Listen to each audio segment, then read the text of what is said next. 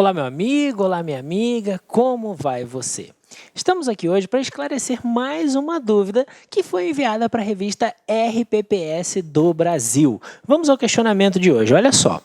Quais cargos inerentes à função de magistério para a aposentadoria especial do professor com redução de 5 anos na idade e no tempo de contribuição, no que implica assumir a função de secretário municipal de educação e assessoria pedagógica fora de sala de aula, na Secretaria de Educação, bem como readaptação de função, como trabalho em biblioteca, secretaria ou trabalho administrativo? Quem manda esse questionamento é a Andressa, gestora do município de Lucas do Rio Verde. Um questionamento muito interessante. Olha só o que acontece, tá? Olha a pergunta dela e olha só o que acontece. Em geral, essa é uma situação que traz muita confusão, principalmente o secretário de educação que entende, que ele tem direito à aposentadoria como professor. Vamos lá, vamos rememorar aqui. O que diz o parágrafo 5º? O parágrafo 5º diz que os requisitos de idade e tempo são reduzidos em 5 anos quando comprovado o efetivo exercício do magistério, onde? Na educação infantil, no ensino fundamental e médio, tá? Então, é isso que diz o parágrafo 5º. Até 2006, não havia uma regulamentação dizendo o que era função de magistério, né? E aí o Supremo fez o quê? O Supremo foi lá, deu uma decisão e disse, até súmula 726, disse, magistério é estar em sala de aula, é a docência. Em 2006, a Lei 11.301 alterou a LOPEB, a Lei de Organização da Educação, para dizer o seguinte: são atividades consideradas como de efetivo exercício do magistério para efeitos do que diz o parágrafo 5º da Constituição, são essas atividades quais?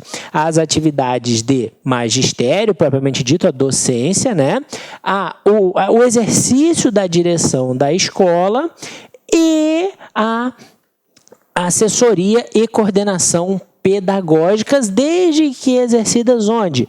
No âmbito da unidade escolar. Está aqui o parágrafo 2º. Esse parágrafo 2º foi objeto de uma ADIM. A ADIM, onde o Supremo excluiu deste benefício quem? Os chamados especialistas em educação. Então, o que o Supremo disse? Não se aplica aos especialistas em educação a aposentadoria diferenciada do professor. Mas ela se aplica a quem? Aos professores que estejam exercendo estas atividades que eu acabei de citar, onde? No âmbito da unidade escolar. Então, o secretário de educação, ele não está exercendo esta atividade ou qualquer outra destas atividades. Não é possível, então, enquadrá-lo. Os assessores pedagógicos estão enquadrados? Os assessores pedagógicos, sim, estão enquadrados. Qual é o problema que existe? Em alguns lugares, adotou-se a política de pegar o assessor pedagógico e tirar de dentro da escola, criar uma unidade física para ele, uma sala, um prédio. E aí, em alguns lugares, isso tem gerado questionamento, porque, segundo a interpretação, ele não estaria no âmbito da unidade escolar. Mas temos que tomar cuidado. Por quê? Porque, às vezes, essa retirada é só física, já que ele continua desempenhando as suas atribuições dentro daquela unidade escolar ou em razão daquela unidade escolar, tá?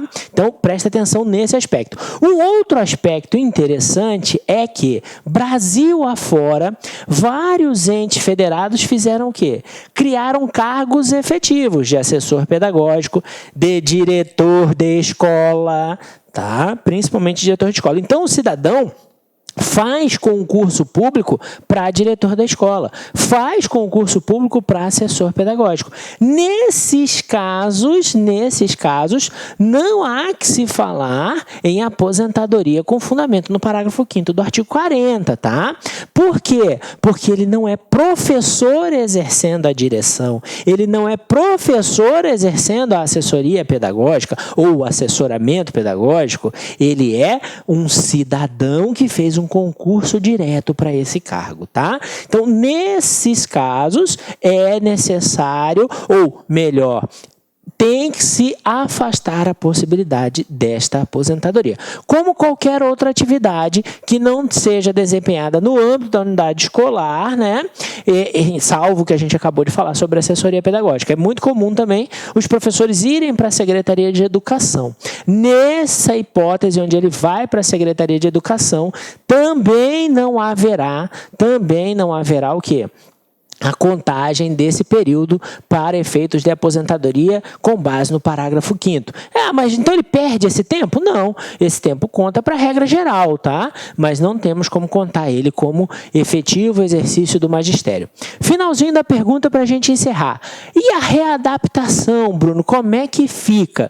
E essa é uma polêmica, mas a jurisprudência tem se conduzido, principalmente se você pesquisar aí, o Tribunal de Justiça de São Paulo, ela tem se conduzido no sentido de dizer o seguinte: quando a readaptação se dá para uma atividade dentro da escola que tenha uma relação direta ou indireta com o ensino, esse período deve ser considerado como de magistério. Por quê? Porque a readaptação não ocorre em função da escolha do servidor, ocorre por uma situação de saúde, tá? Então, é assim que tem se posicionado a jurisprudência. É controvertido? É, mas, como eu disse, vários tribunais têm caminhado nesse sentido. Dá uma olhadinha aí no que tem dito o Tribunal de Justiça de São Paulo, que tem decisões interessantes sobre a readaptação. Só para fixar e a gente encerrar, tá?